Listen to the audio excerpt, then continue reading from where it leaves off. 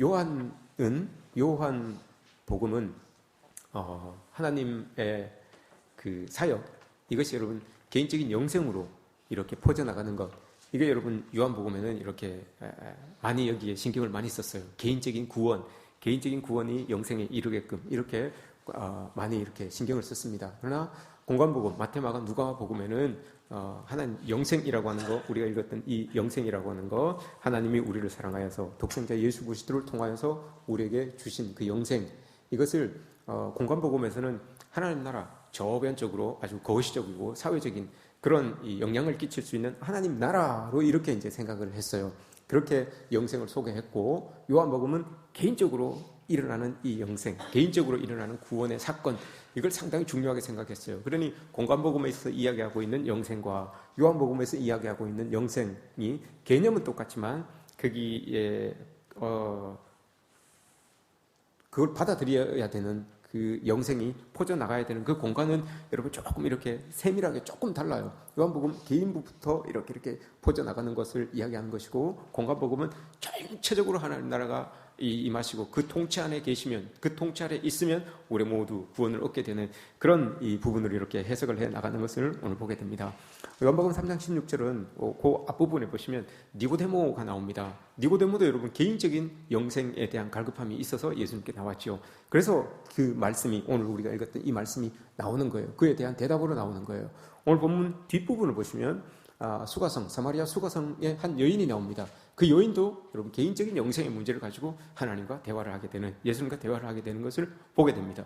이렇게 하나님 나라가 개인적으로 이렇게 파고 들어가는 그런 내용들이 요한복음에 많이 나와 있고, 공관복음에서는 전체적으로 마을이나 동네나 국가나 사회 전반에 걸쳐서 하나님 나라가 영생이 펼쳐지게 되는 것을 우리가 이 말씀을 통해서 우리가 볼 수가 있습니다. 오늘 본문도 마찬가지입니다. 오늘 4장 6절까지만 읽었는데 전체적인 내용은 여러분 사마리아 수가성 여인이 예수님과 나누는 그 대화 그 전반에까지 여러분들이 한번 보셨으면 좋겠습니다. 예수님께서 오늘 본문을 보시면 이전의 사역지에서 여러분 종교 지도자들, 예루살렘의 종교 지도자들과 조금의 마찰이 있었습니다. 조금의 마찰이 있어서 이걸 이 마찰을 일으켜서 큰 사건으로 번지지 않게끔 예수님이 조금 이제 자리를 떠나십니다. 자리를 피하여서 오늘 1절 말씀이 그거예요.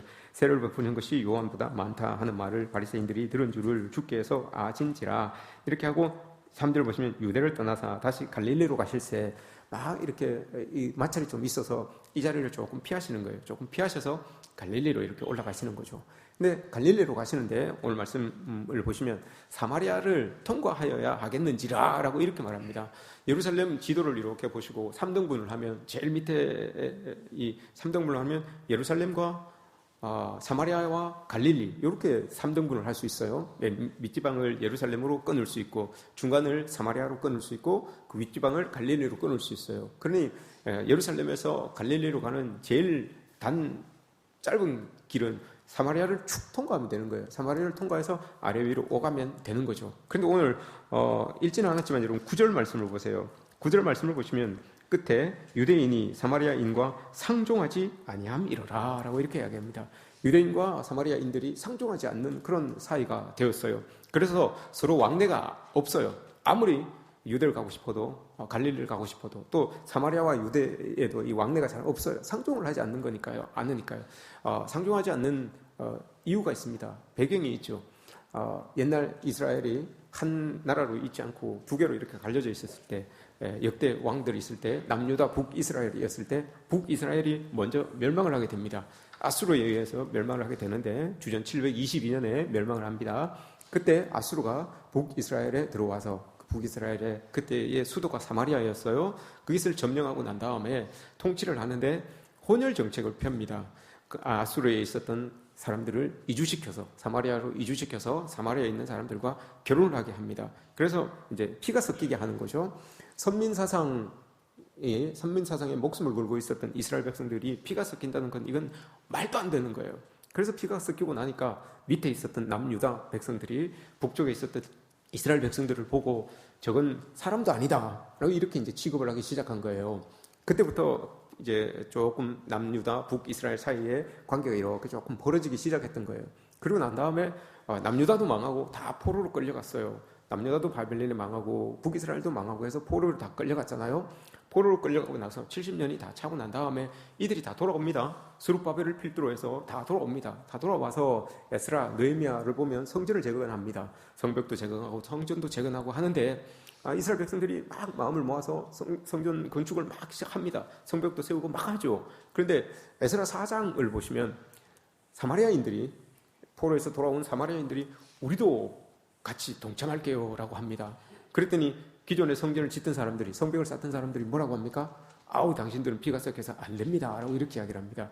에스라 4장 2절 3절 말씀을 보시면 당신들은 안 됩니다 라고 이렇게 이야기를 해요. 그래서 그게 안 되니까 사마리아 사람들이 화가 난 거예요.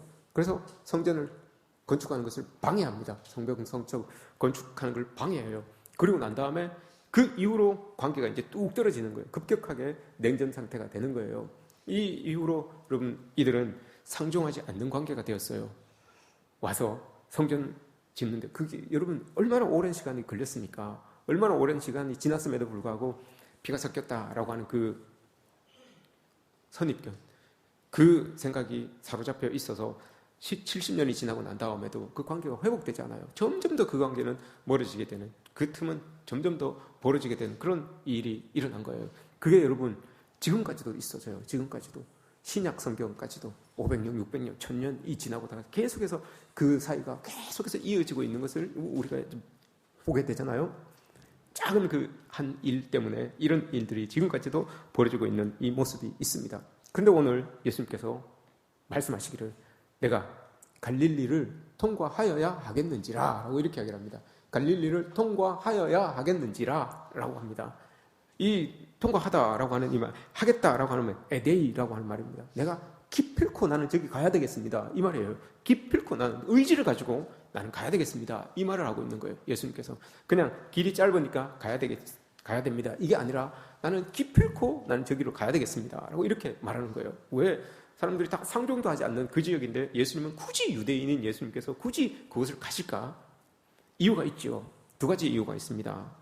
일부러라도 나는 그곳에 가야 되겠다라고 하는 말은 첫 번째, 실존적인 그런 이 차원에 문제가 있었던 거예요. 실존적인 차원. 1대1의 관계로 만나야 될 사람이 있다는 거죠. 예수님은. 우리는 알고 있잖아요. 수가성 여인을 만난다는 걸 알고 있잖아요. 그러나 예수님은 가시는 거예요. 계획되어 있는 일들, 이 만남이라고 하는 이 일을 위해서 가셔야 되는 거예요. 두 번째는 선교적 차원입니다. 첫 번째, 여러분 우리가 한번 보겠습니다.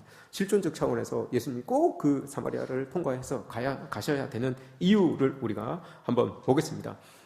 사마리아로 들어가서 예수님께서 여인을 만나죠. 사마리아에 들어가서 여인을 딱 만나는데 그 여인이 여러분 우리가 알고 있는 남편 5명으로부터 5번째 남편으로부터 버림을 받고 6째 남편과 같이 살아가고 있는 한 여인입니다. 한 여인이 살아가고 그 여인을 만나게 됩니다. 그런데 이 6째 남편도 예수님께서 말씀하시잖아요. 네 남편이 있으면 데리고 와라 라고 이렇게 이야기를 하잖아요. 그런데 남편이 없어요 라고 이렇게 이야기를 합니다. 언제 버릴지 모르기 때문에, 버림받을지 모르기 때문에 이 남편도 내 남편이 아닌 것처럼 그렇게 살아가는 여인이에요.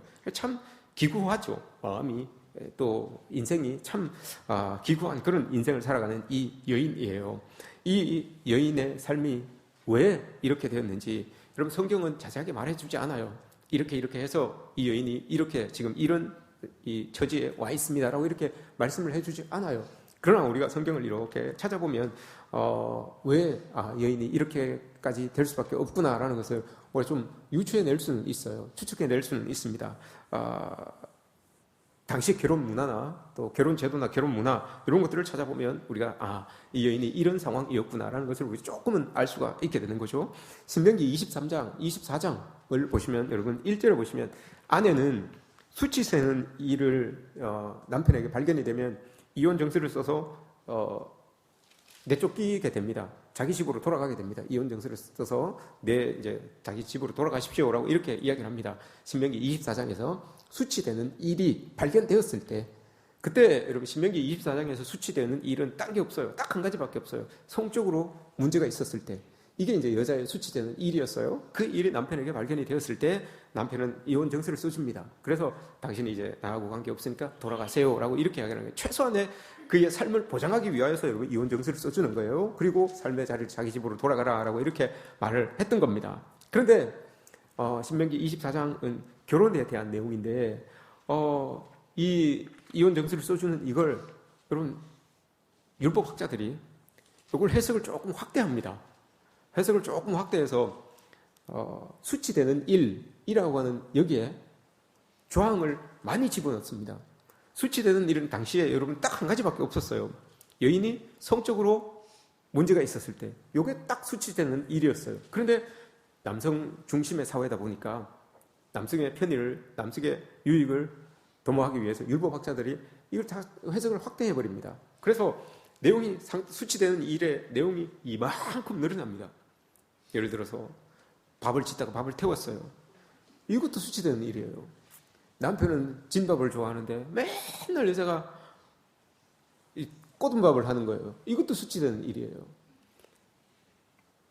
화가 나가지고 여인이, 아내가 문을 쾅 닫고 나갔어요. 이것도 여러분 수치되는 일이에요. 큰 소리 내는 거예요. 여자가 큰 소리 내는, 이것도 수치되는 일이에요. 수치되는 일이 너무 많아진 거예요. 그럼 여러분 남성 가부장적인 사회에서 여인들의 수치되는 일들이 많으니까 이혼하기가 너무 쉬운 거예요. 이건 남성들이 이걸 악용하는 거예요.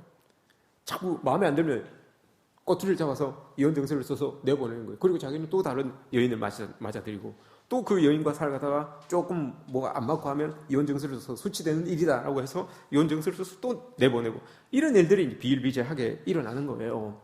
이런 모습들이 나타난 겁니다. 이게 여러분 예수님 시대까지 이어졌어요. 예수님 시대까지.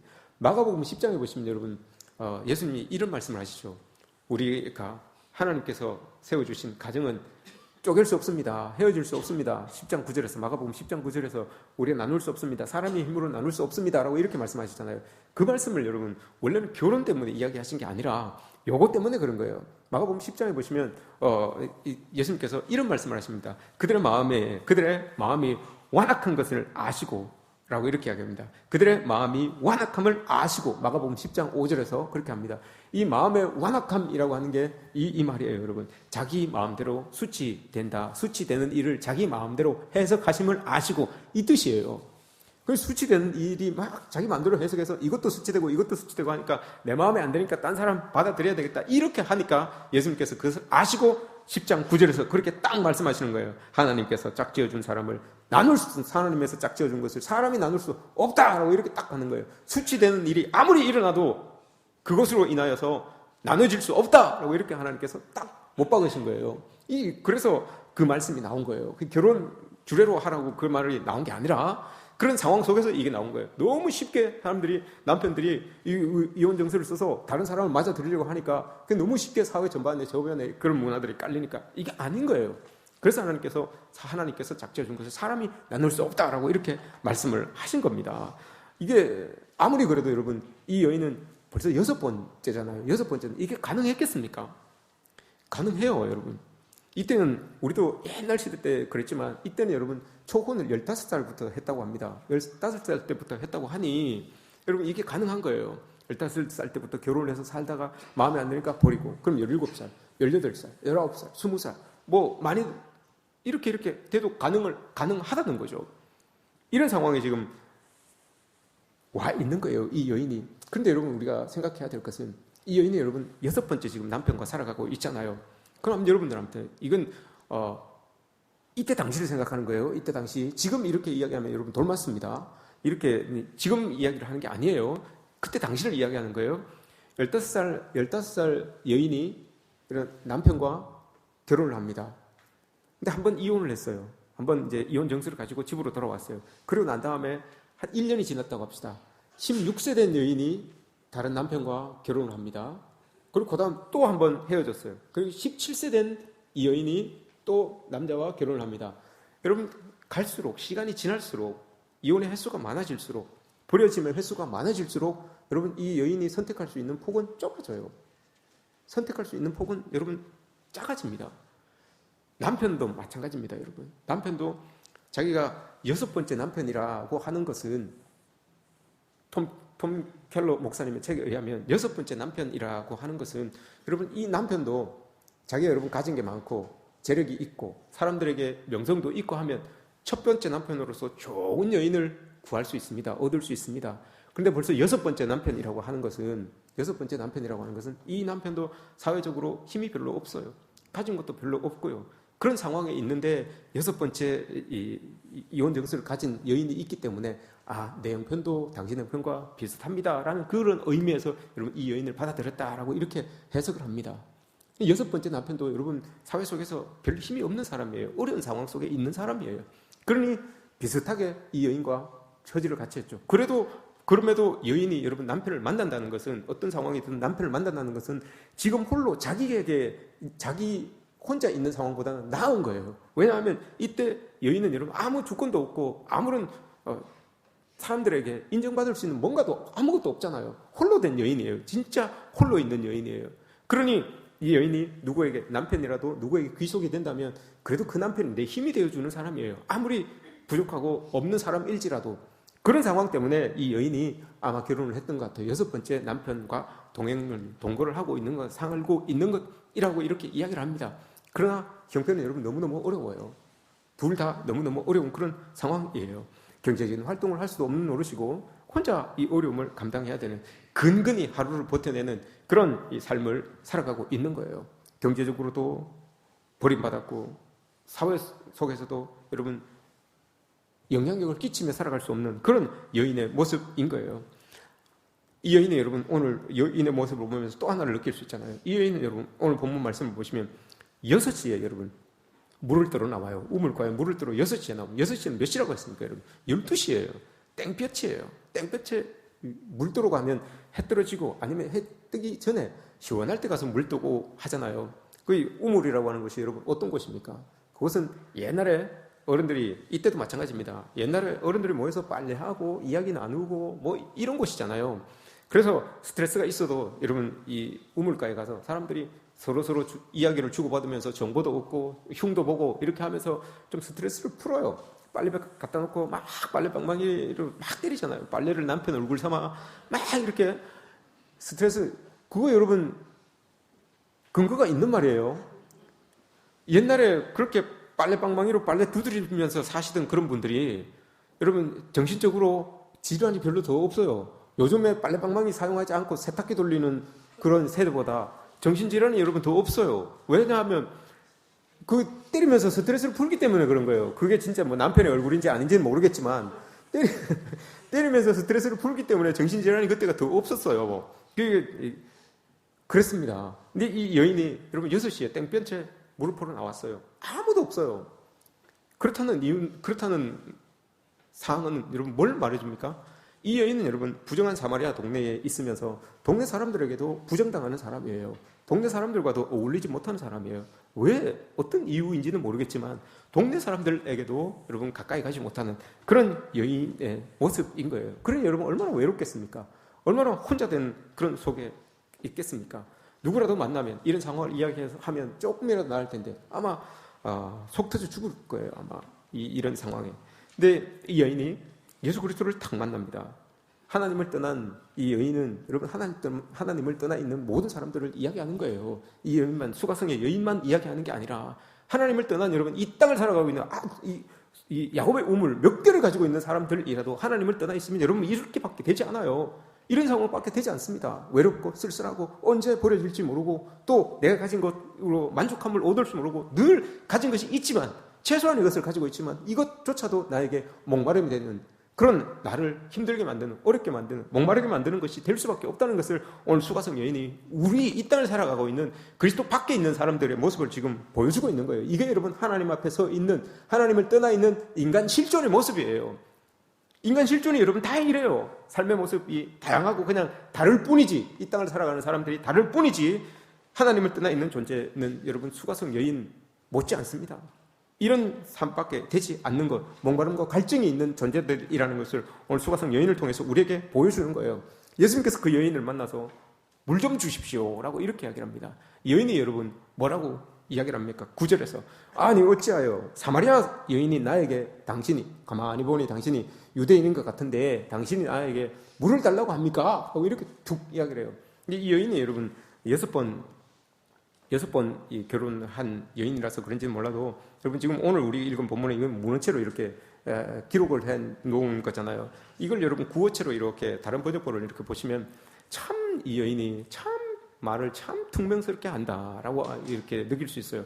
참 말을 퉁명스럽게 하네. 삶이 어렵다 보니까 말이 여러분 적극적이지 않아요.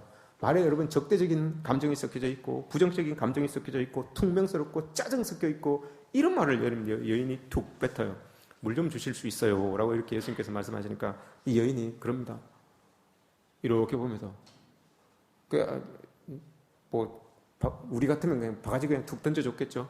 떠먹어요 이러면서 그랬겠죠. 되게 퉁명스럽게 지금 말하는 거예요. 이 여인이 삶에 찌들다 보니까, 삶에 힘들다 보니까 말에 여유가 없어요. 마음에 여유가 없어요. 그러니 여러분 말도 퉁명스럽게 나가요. 말도 짜증 섞이게 나오고요. 이렇게 말투와 음색에 자기 삶이 이렇게 드러나는 거예요. 너무 힘들다 보니까 불평하는 거죠. 물 달라 하는 거 그거 한 잔도 여러분 못 내줄 수 있는 그런 마음의 여유가 없어요. 너무너무 지금 이 말투도 여러분 먹든지 말든지 알아서 하세요. 이렇게 그냥 바가지 툭 던져주는 그런 모습인 거예요. 세상 여러분 다 우리 세상을 살아가고 있는 사람들이 여러분 다 이런 모습을 가지고 있어요. 근데 하나님께서 예수님께서 말씀하십니다. 그 여인을 향하여서 아이고 당신이 하나님의 선물이 뭔지 알았으면 참 좋았을 텐데 물 달라고 하는 사람이 누구인지 당신이 참 알았으면 참 좋았을 텐데 그럼 그에게 생수를 달라고 해서 그가 당신에게 목마르지 않는 생수를 주었을 텐데 라고 이렇게 예수님께서 말씀을 합니다. 근데 이 여인이 또 이야기하잖아요. 당신이 지금 야곱의 우물이 여기 있는데 무슨 또 생수를 우리에게 줍니까? 물을 또 줍니까? 라고 이렇게 이야기를 해요. 그리고 마지막에 뭐라고 이야기합니까? 12절 끝에 당신이 야곱보다 큰 사람입니까? 라고 이렇게 탁 물어봐요. 이건 여러분 무슨 의미를 가지고 있을까요? 이 여인 지금 우리가 이야기하고 있는 이 야곱의 우물이라고 하는 것은 여러분 세상을 살아가는 사람들에게 있어서 이거는 물질을 이야기하는 겁니다. 물질을 이야기하는 야곱의 우물이 많으면 많을수록 저 사람 잘 사는 사람이에요. 야곱의 우물이 많으면 많을수록 저 사람 여러분 가축이 많은 사람이에요. 그래서 야곱의 우물을 하면 저 사람 경제적으로 좀 괜찮은 사람이네. 우물을 가지고 있는 사람은 괜찮은 사람이네. 이런 뜻이에요. 근데 이 여인이 지금 우리에게 야곱의 우물이 여기 있고 당신이 그러면 야곱보다 큽니까? 라고 이렇게 이야기를 하는 이유는 그 말에 담겨져 있는 이유는 그 말에 담겨져 있는 뜻은 이런 거예요. 여러분 이 여인이 이렇게 이야기를 한 겁니다. 아니 그러면 예수님께서 생수를 줄 수 있을 텐데 주실 수 있습니다 라고 이렇게 이야기했을 때 이 여인이 이렇게 이야기를 하잖아요. 이 말은 당신이 그럼 돈보다 더 좋은 걸 나한테 줄 수 있습니까? 이 말이에요. 당신이 지금 돈보다 더 좋은 걸 나한테 줄 수 있나요? 돈보다 더 좋은 게 있나요? 이걸 이 여인이 물어보는 거예요. 이 여인은 여러분 너무나 지금 물질적인 삶을 살아가는 거예요. 물질이 있어야지만 자기의 삶이 행복하다라고 하는 그런 마음에 사로잡혀서 살아가고 있는 이 여인인 거예요. 환경이 너무 어렵다 보니 삶의 형편이 너무 어렵다 보니 모든 게 여러분 물질과 연관되어 있어요. 야곱의 우물이 여기 있는데 이게 내 게 아니라서 안타깝지 이게 내 거였으면 얼마나 좋겠습니까? 그런데 당신이 야곱보다 더 큰 사람입니까? 이거보다 더 좋은 것 나한테 줄 수 있어요? 돈보다 지금 내가 이렇게 돈 때문에 허덕이고 있는데 돈보다 더 좋은 것을 당신이 나한테 줄 수 있습니까? 지금 이 여인이 이렇게 물어보는 거예요. 예수님에게 이렇게 물어보는 거예요. 야곱의 우물 우리에게 여러분 물질을 이야기하는 거예요. 얼마나 여러분 가지고 있습니까? 야곱의 우물을 몇 개를 가지고 있습니까? 너무 어렵다 보니까 말끝마다 여러분 돈에 대한 것에 집착하고 있는 돈도 나는 이 여인의 모습을 보죠.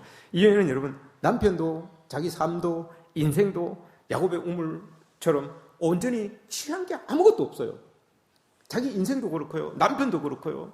지금 물질의 부분도 그렇고요. 자기가 온전히 취하고 있는 게 누구에게 드러낼 만한 게 누구에게 자랑할 만한 게 아무것도 없는 그런 인생을 살고 있는 이 여인이 바로 여인이에요. 그럼에도 불구하고 여러분 이 여인은 그래도 여기에서 우물을 얻고자 물을 얻고자 여기 나왔어요.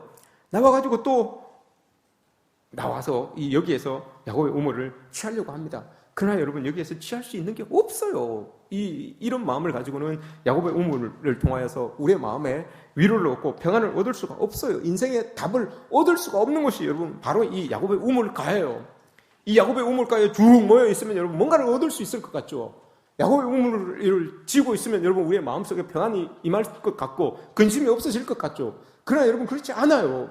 하나님께서는 그러잖아요. 하나님께서 주시는 그 생수가 아니면 그거 언제 또 목마를 거야. 그거 언제 또 너희들 목마르게 할 거야. 갈증이 생기게 할 거야 라고 이렇게 말씀하시잖아요. 우리는 그럼에도 불구하고 여러분 눈에 보여야지만 갈증을 주는 것임에도 불구하고 이게 눈에 보여야지만 생명이라고 하는 것을 여러분 얻는 것처럼 그렇게 느끼고 있어요. 그러나 예수님은 여러분 인간 실존은 그게 아니라는 거예요. 그것으로 인하여서 우리의 목마름이, 우리의 갈증이 없어지는 것이 아니라 하나님께로부터 오는 그거, 우물은 여러분 우물로부터 우리가 퍼내서 얻어야 되는 거. 우물이 여러분 그런 거잖아요. 우리가 퍼내야지만 얻을 수 있는 거예요. 샘은 솟아나는 거지만 우물은 우리가 퍼내야지만 얻는 거예요. 근데 하나님께서는 그게 아니라 하늘로부터 공급되는 그 하나님의 은혜가 여러분들을 목마르지 않게 만들 것이다 라고 이렇게 예수님께서 말씀하시잖아요. 그래서 그 여인에게 여러분 생수를 내가 주겠다라고 이렇게 말을 하는 거예요. 이게 하나님께서, 예수님께서 마음에 가지고 있는 그 여인에게 주시려고 하는 영생, 하나님으로 인하여 주어지는 영생인 것을 말씀하고 있는 거죠. 네가 하나님의 선물, 10절 하나님의 선물을 알았더라면 이게 성령을 이야기하는 거 아닙니까? 성령을 통하여서 솟아나는 그 샘물, 성령을 통하여서 우리에게 주어지는 그 샘물이 있어야지만 우리의 삶에 갈증이, 목마름이 없어질 것이다 하는 것을 예수님이 말씀하시는 거예요. 그 성령이 여러분 우리와 늘 하나님의 선물인 성령을 우리가 받고 살아가면 그 성령이 늘 우리에게서 샘물이 솟아나게 만드는 거예요. 성령이 여러분 뭡니까? 성령이 옆에서 돕는 자라는 뜻이잖아요. 요한복음 16장, 17장, 14장을 보시면 성령에 대한 이야기로 쭉 하세요. 옆에서 돕는 사람이에요. 옆에서 돕는 사람. 하나님께서 우리에게 주셔서 옆에서 돕게 해요. 목마름이 없게 생기게, 없게 하기 위하여, 갈증이 없게 하기 위하여서 옆에서 늘 우리를 돕게 하시는 분이 바로 이 성령이에요. 하나님은 이 성령을 여러분 이 여인에게 주기를 원하셨던 거예요. 그래서 여러분 사마리아를 통과하는 거예요. 이걸 여러분 우리에게 적용하면 어떻습니까? 다른 데로 돌아갈 수 있어요, 여러분. 하나님은 하나님의 일을, 예수 그리스도를 이 땅에 보내시지 않고도 여러분 충분히 이루실 수 있는 분이에요. 그럼에도 불구하고 여러분 예수님께서 사마리아를 통과하신 것처럼 하나님께서 예수님을 이 땅에 보내신 이유, 우리를 구원하시기 위하여서 여러분 예수 그리스도를 십자가에 돌아가시기까지 이 땅에 보내신 거예요. 그렇게 하실 이유가 없어요. 필요가 없어요. 그럼에도 불구하고 여러분 예수 그리스도를 이곳에 보내주셨어요. 사마리아를 통과하는 이유가 바로 그거예요. 예수님을 여러분 이 땅에 우리에게 보내신 이유도 여러분 이 영생을 개인적으로 만나서, 하나님을 개인적으로 만나서 개인적인 그 영생, 개인적인 그 성령을 소유함으로 말미암아 하나님의 백성 되기를 원하시는 그 하나님의 마음이 담겨져 있기 때문에 예수님을 여러분 이곳에 보내신 거예요. 그래서 우리가 예수님을 믿고 그 영생하도록 솟아나는 그 하나님과 성령님과 함께 하나님을 믿으며 살아가는 것 아닙니까? 이것 때문에 그런 거예요. 여인이 삶이 우울하고 물질이 결핍하고 그렇지만 그 여인을 예수님께서 찾아가 주셨어요. 예수님이 사마리아로 가지 않으셨으면 그 여인은 그냥 그대로 그 삶을 살 수밖에 없어요. 그러나 예수님은 그 길을 가서 그 여인을 만남으로 인해서 그 여인에게 더 이상 우물이 내가 다가 아니다라는 것을 예수님께서 알려주시는 거잖아요. 그 우물을 만나고 나서 여인은 여러분 물동이를 탁 버려두고 떠나가요. 그리고 난 다음에 여러분 어떤 내용이 나옵니까? 예배의 내용이 나오잖아요. 예배의 내용. 우물 이야기하다가, 실컷 우물 이야기하다가 예배의 이야기가 왜 나오겠습니까, 여러분? 전혀 관계없는 내용이에요. 근데 우물 이야기하다가 예수님께서 예배 이야기하는 이유가 바로 그거예요. 여러분 왜 예배 이야기를 하겠습니까? 누구를 예배하는가? 여러분 누구를 예배하는가? 누구를 의지하는가? 누구를 의지하고 사는가? 여러분 이게 누구를 예배하는가입니다. 우리가 여러분 돈을 의지합니까? 그 돈을 의지하는 사람은 돈을 예배하는 사람이에요.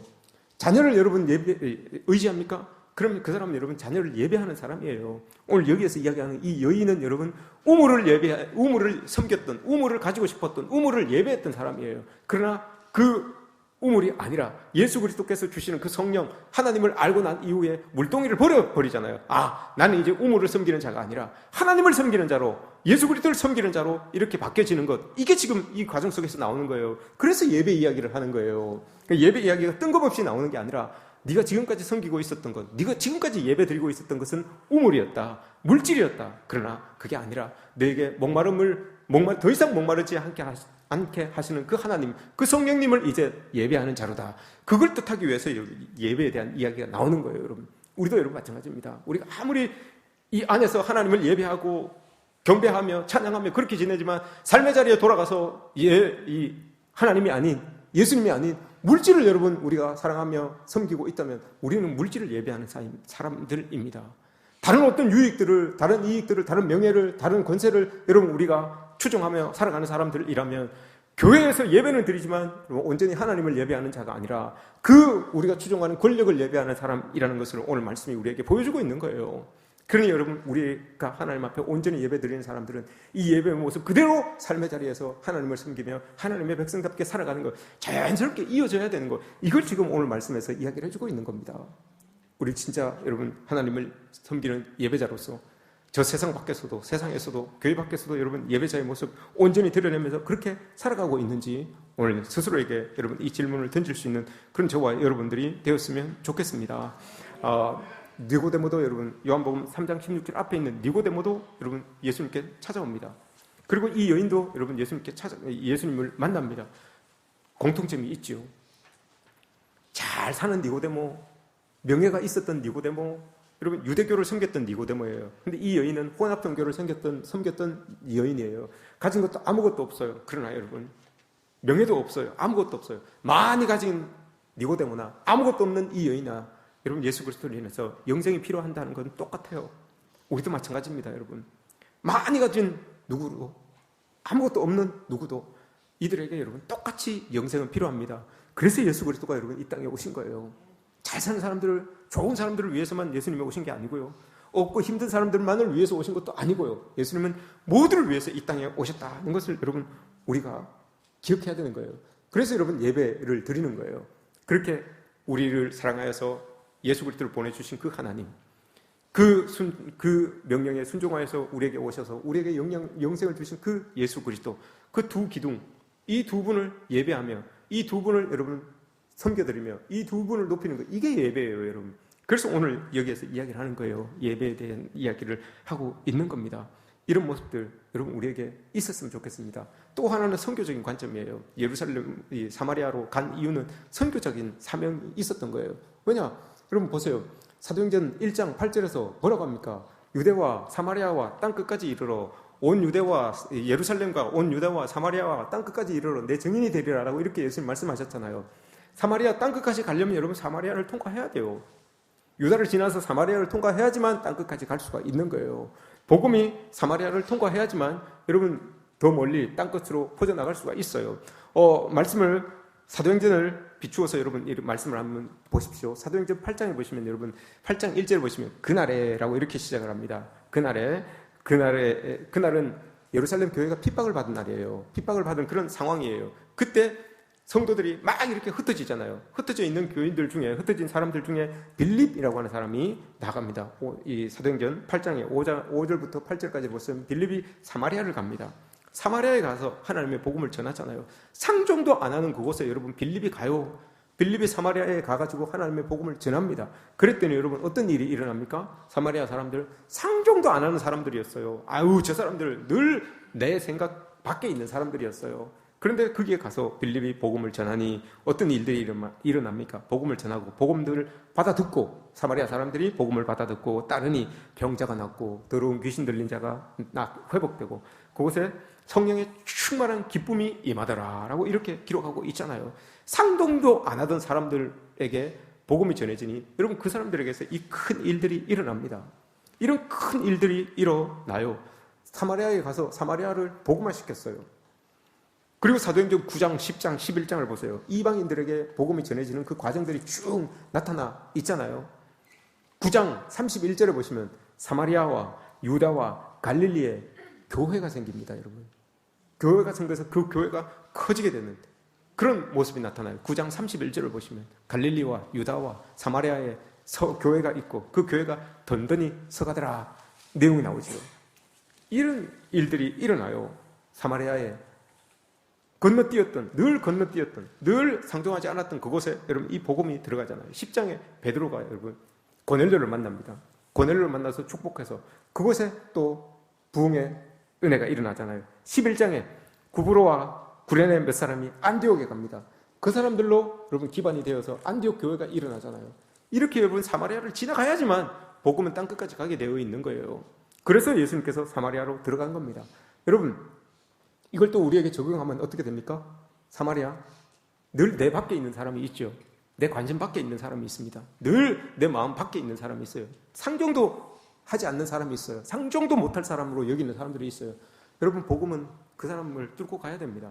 그 사람을 지나가야 됩니다. 우리가 그렇게 생각하고 있는, 사마리아처럼 생각하고 있는 그 사람을 여러분 뚫고 가야지만 내 신앙이 하나님 안에서 온전해지는 겁니다. 그 사람을 제외하고 여러분 내가 아무리 그리스도인으로서 예배를 드리고 하나님을 찬양하고 해도 여러분 그건 빈 공간으로 남아있는 거예요. 온전한 그리스도인의 예배가 되지 않고 삶이 되지 않는 거예요. 그것을 통과해야 돼요. 내가 늘 사마리아인처럼 못마땅하게 생각하는 사람, 늘 지나치는 사람, 늘 제외시켜 놓고 있는 사람, 내 마음에 갈등의 존재로 이렇게 연례시켜 놓고 있는 사람, 여러분 그 사람에게 복음은 통과되어야 됩니다. 복음이 가야 돼요. 나를 통하여서 여러분 내가 사마리아를 지나가야 돼요. 그래야지만 내가 그리스도 앞에서, 하나님 앞에서 온전한 그리스도인으로서 예배자의 모습으로 설 수가 있다는 것을 오늘 이 말씀이 우리에게 보여주고 있는 겁니다. 이런 모습들이 여러분 우리에게도 있었으면 좋겠습니다. 여러분들이 사마리아라고 생각하고 연례시켜 놓은 그곳, 그분, 그 일, 여러분 그걸 뚫고 가야 됩니다. 뚫고 가야지만 온전히 내 삶에 하나님의 다스리심이 생겨나는 그런 삶을 살게 됩니다. 여러분 오늘 우리가 수가, 세겜이라고 하는 말과 똑같은 말이에요. 세겜이라고 하는 동네와 수가라고 하는 말을 같이 써요. 이 혼용해서 쓰는데 이곳이 여러분 세겜이라고 하는 것이 어떤 곳이었습니까? 아브라함이 하나님의 부름을 받고 제일 처음에 가나안 땅으로 들어와서 제일 처음에 하나님의 언약을 약속했던, 언약을 확인했던 곳이 이 세겜이에요. 창세기 33장에 보면 야곱이 라반의 집에서 돌아와서 싹 정리하고 싹 준비하여서 하나님 앞에 제단을 쌓고 예배했던 곳이 바로 이 세겜입니다. 창세기 48장에 보시면 요셉이 묻힐 땅, 이곳이 여러분 세겜이에요. 그리고 여호수아가 가나안 땅에 들어가서 24장에 보시면 이스라엘 백성들과 함께 하나님의 언약을 갱신했던 곳, 그것이 바로 여러분 세겜이었어요. 이 세겜은 이스라엘 백성들에게 있어서 여러분 예배의 중심이었어요. 하나님의 언약을 확인했던 곳이었고요. 이게 수가예요. 하나님의 언약을 확인했던 곳이고요. 늘 하나님 앞에 자기의 존재를 이렇게 확인했던 곳이 바로 이 세겜이었어요. 그런데 이게 여러분 신약으로 이렇게 지나오면서 어떻게 여러분 바뀌었습니까?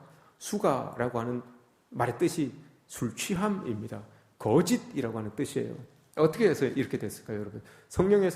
성령과 성경에서 성령과 술, 이게 공통점이 딴 건 없고 딱 하나가 있어요. 단어를 쓸 때 딱 한 번 공통점을 이야기합니다. 성령과 술에 대한 딱 하나, 공통점 딱 하나, 다스림입니다. 다스림, 통치. 성령이 우리 안에 들어오시면 우리를 통치하십니다. 우리를 다스리십니다.